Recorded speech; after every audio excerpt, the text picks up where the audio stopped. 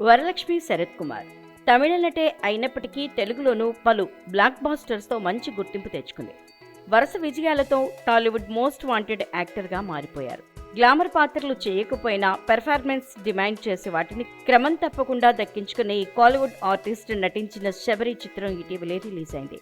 ఈ movie promotions లో భాగంగా ఓ మీడియాకు ఇంటర్వ్యూలో వరలక్ష్మి తన కాబోయే భర్త గురించి ఆసక్తికర విషయాలు వెల్లడించారు. తనకు కాబోయే భర్త నికోలైకి తనకి మధ్య అనుకోకుండా ప్రేమ పుట్టిందన్నారు.